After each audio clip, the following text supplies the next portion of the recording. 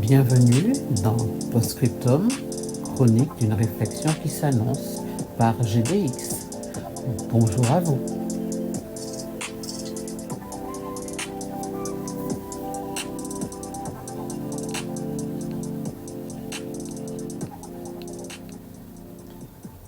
Je vais prendre le temps aujourd'hui, vraiment le temps, parce que ce dont je parle ne supporte pas la vitesse. Je vais parler à la première personne et je vous le dis d'emblée pour que ce soit clair. Ce n'est pas un choix de confort ni un repli sur soi. C'est une position de départ, un point d'appui. Je parle depuis là où je suis, parce que je n'ai pas trouvé d'autre endroit plus honnête. Mais ce qui m'intéresse, ce n'est pas moi, absolument pas moi. Ce qui m'intéresse, c'est que cette position révèle, ouvre et déplace un point de vue. Vous savez que le monde évolue et donc il s'est passé une chose qui m'interpelle, un fait politique, identifiable, largement documenté et commenté. En l'occurrence, il s'agit de l'ingérence directe des États-Unis au Venezuela. Une intervention assumée, politique, économique et militaire sous l'administration de Donald Trump, comme vous le savez. Donc je vais le nommer une fois, pas plus. Parce que le fait existe, mais le nom n'est pas le cœur de la situation. Très vite, ce nom devient secondaire, presque encombrant et sans intérêt majeur, parce qu'il attire des réactions qui ne m'intéressent pas ici. Ce qui m'intéresse commence après. Après l'annonce, après les analyses, après les débats médiatiques, après les prises de position rapides.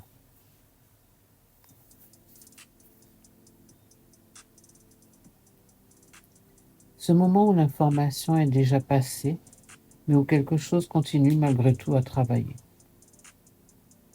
C'est là que je me suis arrêtée. Parce que factuellement, tout était clair. Je n'avais pas de questions sur ce qui s'était produit. Je comprenais les enjeux, les rapports de force et logique politique, sans aucun souci. Et pourtant, je ne comprends pas. Je ne comprends pas ce qui se passe en nous après ce genre d'événement.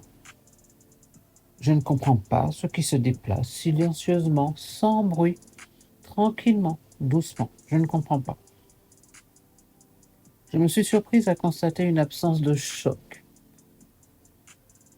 Pas une absence totale de réaction, mais une absence de trouble durable. Comme si cette information venait s'inscrire dans une suite déjà connue, déjà intégrée, une suite logique. Et cette impression m'a un peu dérangée, je dois dire. Pas parce que je m'attendais à une indignation spectaculaire, pas du tout, mais parce que quelque chose semblait déjà accepté, naturellement intégré. Et là, très nettement, mais vraiment très nettement, je ne comprends pas. Je ne comprends pas à partir de quand certaines décisions qui engagent des peuples entiers cessent de nous étonner. Je ne comprends pas à partir de quand l'ingérence, la décision prise à distance, le recours à la force deviennent des éléments presque ordinaires du paysage mondial.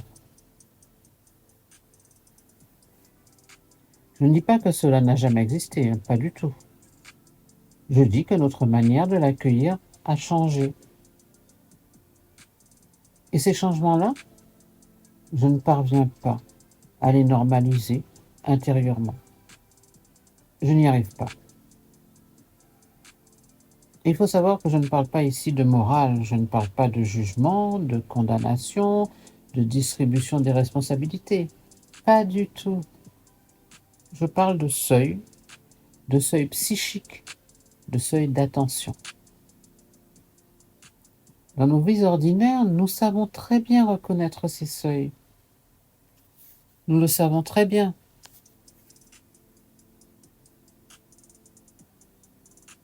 Quand quelqu'un décide pour nous, même avec de bonnes intentions, quelque chose se tend en nous, quelque chose tente de résister. Ce n'est pas toujours spectaculaire. Parfois, c'est à peine perceptible, mais c'est là. Donc pourquoi cette sensibilité-là s'émousse-t-elle lorsque l'échange devient à une autre échelle, se pose à une autre échelle? Pourquoi ce que nous ressentons immédiatement à petite échelle semble se dissoudre à grande échelle? Pourquoi? Là encore, je ne comprends pas. Mais je me dis parfois que c'est une question de distance. Et sans doute que c'est vrai, il y a peut-être un peu de cela. Plus les décisions sont lointaines, plus les vies concernées deviennent abstraites et ne nous concernent pas, puisque c'est lointain. On parle donc de territoire, de population, de zone d'influence. Les mots changent, et avec eux la perception.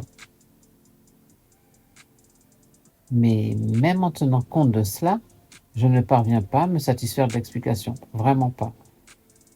Parce que cette abstraction, nous la produisons nous-mêmes. Elle ne s'impose pas naturellement. Et je ne comprends pas comment elle a pu devenir si confortable pour nous. On parle de territoire, de population, mais pas de personne, pas d'individualité, pas de personne capable de réfléchir. On parle d'objets lointains. Donc je ne comprends pas comment on a appris à parler des peuples comme des blocs homogènes. Le Venezuela, la population, le pays. Des mots pratiques, hein, franchement, parce qu'ils permettent de raisonner vite, de faciliter les discours. Mais ils effacent. Ce sont des gommes qui effacent les singularités, les trajectoires individuelles, les désaccords internes et les voix multiples. Ces voix disparaissent. On les étouffe parce qu'elles n'existent plus, puisqu'il n'y a plus d'individualité. Et cette disparition-là, bizarrement, ne semble pas nous inquiéter. Pourquoi? Je ne comprends pas. Je ne comprends pas. Quand j'essaie d'aller plus loin, je reviens souvent à la question de la dignité. Oh, pas la dignité comme principe abstrait, pas du tout. Pas la dignité inscrite dans les textes. Nous n'en sommes pas là. Je parle de la dignité comme expérience vécue. Le fait d'être reconnu comme sujet à part entière, de compter, de ne pas être réduit à une variable d'ajustement. Je ne comprends pas comment cette dimension peut aujourd'hui être si facilement reléguée au second plan. Au nom de quoi? De l'efficacité, de la sécurité ou de la puissance? Non, je ne comprends pas. Je ne comprends pas comment on peut décider vraiment que certaines vies peuvent être traitées comme des moyens sans que cela nous traverse davantage. Ça ne nous interpelle pas, ça ne nous dérange pas. On parle de pions qu'on a déplacés, qu'on utilise, qu'on gère à distance selon le bon vouloir de Tout-Puissant. Donc il y a quelque chose qui s'impose à moi, la question de la limite. Et là, alors par contre, mon incompréhension est profonde, totale. Je comprends le désir d'agir, je comprends la tentation de la maîtrise, je comprends même, allez, à la limite, je veux bien comprendre le besoin de décision rapide. Mais, encore une fois, je ne comprends pas comment la limite a pu devenir si secondaire à nos yeux qu'elle modifie notre façon de penser. Comme si le fait de pouvoir suffisait tout simplement à justifier le droit de faire, le droit d'agir. Pourtant, dans toutes les dimensions de la vie humaine, la limite est structurante. On parle de la vie humaine. Sans limite, il n'y a pas de cadre commun, il n'y a pas d'autre chose que des rapports de force, puisque de toute façon, on ne met plus de cadre, tout est permis. On en arrive presque au chaos, puisque pas de limite.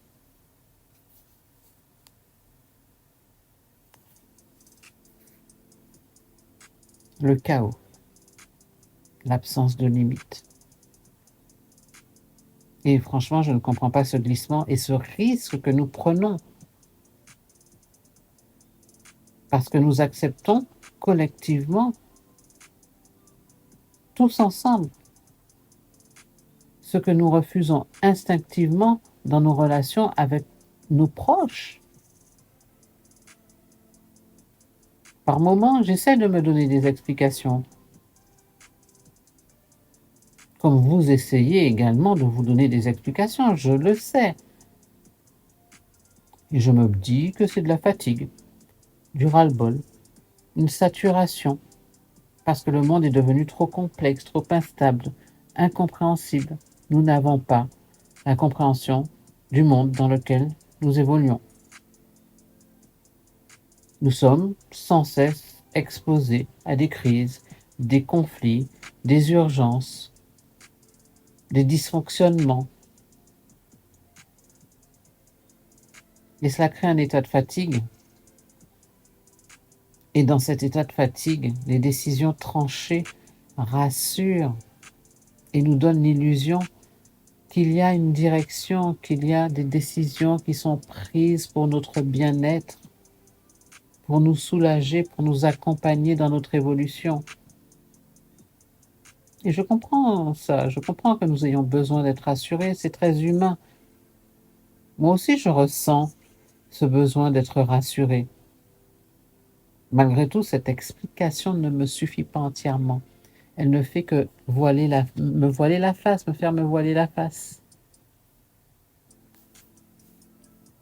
Parce que comme tout le monde, j'ai besoin de me sentir que je suis entouré et que nos gouvernements, nos hommes d'État savent très bien ce qu'ils font pour nous accompagner et nous protéger.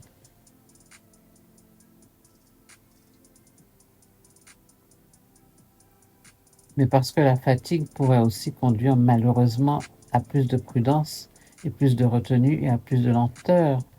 Ça, je sais que c'est pour ça que nous avons tendance à y croire, à vouloir y croire.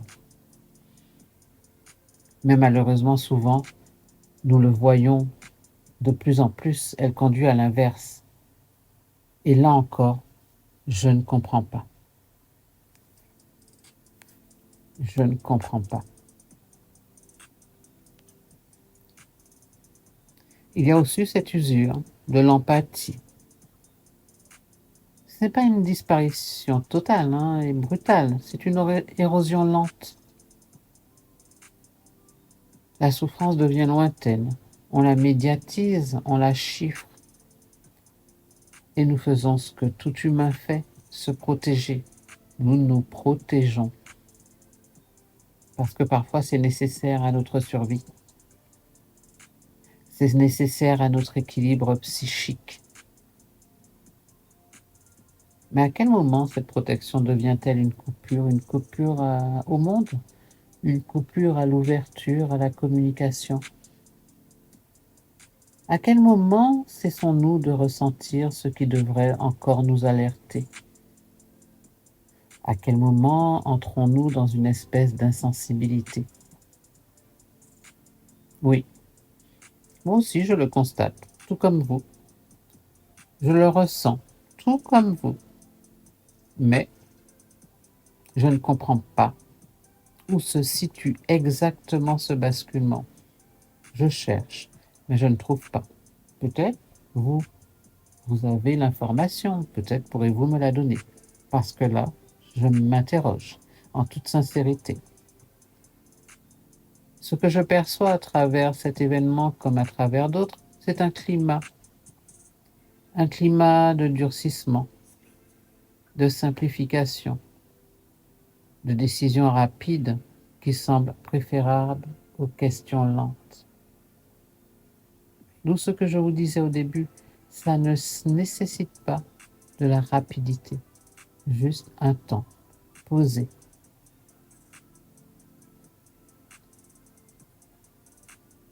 Malheureusement, ce climat ne s'impose pas seulement d'en haut, il se construit aussi à travers ce que nous acceptons, ce que nous banalisons, ce que nous cessons d'interroger. Pensons à ce que ça représente de cesser d'interroger. Parce que là encore, je ne comprends toujours pas et ne comprendrai jamais notre docilité progressive qui m'inquiète, qui m'inquiète.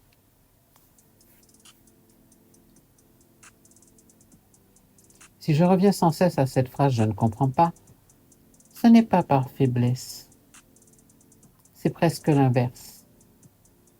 C'est parce que je comprends les logiques à l'œuvre. Je les perçois, je les vois venir. Mais je ne parviens pas à accepter le monde qu'elles fabriquent, le monde dans lequel nous allons, le monde vers lequel nous allons. Dire je ne comprends pas ici, c'est refuser de refermer trop vite. C'est maintenir une zone de résistance minimale. La résistance fait partie de notre histoire. La résistance fait partie de ce que nous sommes.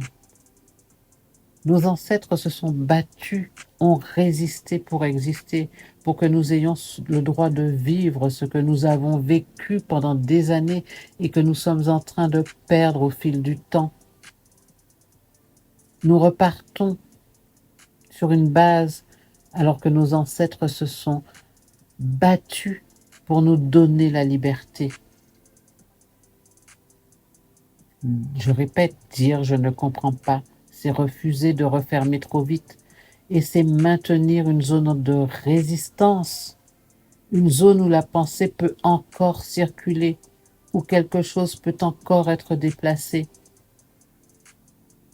Cette zone que je suis fière d'avoir, que vous avez, que nous avons tous en nous, cette zone que nous ne devons pas oublier, que nous devons faire revivre. Je ne cherche pas à conclure, je ne cherche pas à produire une réponse. Je cherche à rester avec cette incompréhension qui fait ma fierté, parce que ma réflexion est ouverte. Je cherche à ne pas transformer immédiatement en opinion, à ne pas la neutraliser. Je cherche à continuer à exister, à être avec un E majuscule.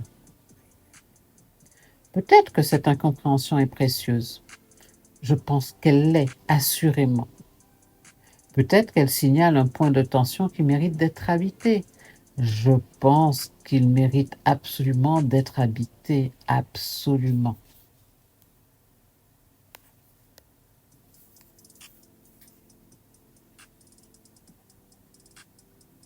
Mais en fait, je ne le sais pas vraiment.